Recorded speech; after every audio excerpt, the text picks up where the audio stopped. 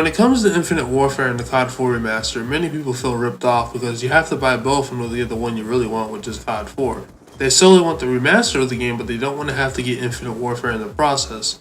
And this is for several reasons that I could go into, but all in all, it really doesn't matter because simply put, people don't want to get Infinite Warfare to get the remaster of Call of Duty 4. But what if I told you that if you exercise a simple practice that people have been doing for decades, that you can get what you want? A simple technique that if you put into action, you don't have to end up getting Infinite Warfare at all. In fact, you can just get CoD4 Remaster. In fact, this practice is so simple, it's amazing how often and how much money you can end up saving if you just put this into play. And that simple thing to do is just to simply wait.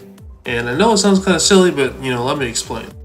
The reason behind this is threefold. One, Activision loves money, and yeah, we already all know this is no big surprise, but at the same time though, Activision is a for-profit company who their sole purpose is to generate as much revenue as they possibly can. And one way that they can make more money is they just bundle it with Infinite Warfare and now force people to, to buy them together and spend more money that way. And then later on, when the game has died down a bit, separate the two so you can buy it standalone at a discounted price and make more money that way as well. And the price may not be what you want. Like for example, I think it was the Marvel Alliance game. That came out, that was basically sort of a pseudo remaster, technically a remaster, but not really. It's kind of weird, but that was at $40, and that's kind of expensive for that type of game that came out so long ago. But it might be at that type of price. It might be at $40, it might be at $30, it might be at a whole $50. But at the same time though, it's certainly going to be cheaper than what you got right now. And so just make sure you keep that in your mind before you decide to go pre-order. Now the second reason is that they got to make sure the players in CoD4 Remaster are satisfied with healthy playlist populations. If there are not enough players playing the game early on, then simply put, that harms Activision's profits. Because the less people that are playing their game early on, the less available playlists there are to play, the more lag there is in general, and also matchmaking times are going to be much, much longer. And so this is going to make players less willing to spend money on Activision games in the future, since nostalgia is a prime factor for this game in particular.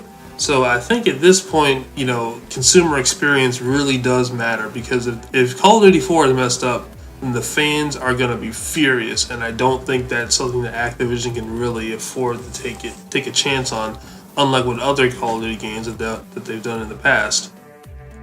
And finally, the third reason behind this is that, they've done this type of thing before, and the proof is both in Black Ops 2 and Black Ops 3.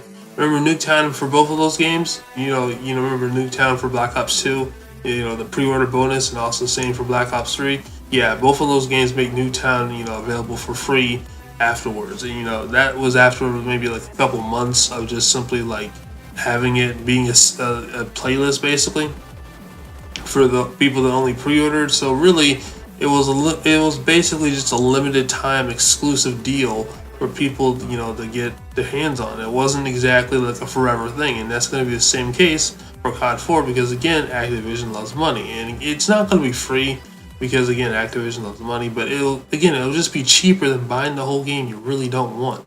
So just keep that in mind. Again, just keep that in mind. There are two benefits to not pre-ordering and exercising some patience. One is that you get the game for cheaper and save some money, so you can use that money for either other games or other things in life like you want, like more music, better computers, or even just things you need in life on a daily basis like food or whatever else. Or you could just save that money for whatever else that you might need down the line. The second benefit to this is that you'll show Activision that you do not support business practices like the one they pulled for this year's Call of Duty. You show them that, hey, if you're going to make a remaster for an old game, you have to make it separate or else I'm not buying it. That's the kind of thought that goes into their mind when they see the low pre-order numbers that that kind of drive people not really wanting to to buy the game, even if that includes Call of Duty 4 Remastered. And so this is going to help shape the way games are sold and priced in the future. To better benefit you. It's going to better benefit you, the consumer, and because the less you buy their product, the more they're going to work for your money. The more they're going to want to put out deals that just simply benefit you and entice you to buy their product. Because it's like an arms race in terms of trying to get your money and trying to keep your money. That's just kind of how it works. And you can just see this with even just simple deals in any game that isn't doing as well as expected. Like remember the Halo 5 sort of thing that came out. Like, the game was free for like a week or something like that, or the weekend, and also half price during that time. Yeah, that's because Halo 5 only like sold like maybe like 3 million, copies, compared to Halo 3, which sold like 16 or 12 million. So yeah, and that's pretty pathetic. And they're gonna do deals like that just because they want people to buy their game. And ultimately, that's the kind of stuff that I'm talking about. The deals get better the less you buy. The more you buy, the deals get crappier. And so if you want games to be better in the long run, don't buy their games as much and don't pre-order. And I hope you take that into account before you decide to do that. And remember, every small or big purchase you make shapes the future of the gaming industry. So again, remember that before you buy or pre-order a game. If you enjoyed this video, be sure to leave a like, subscribe for more, and have a blessed day.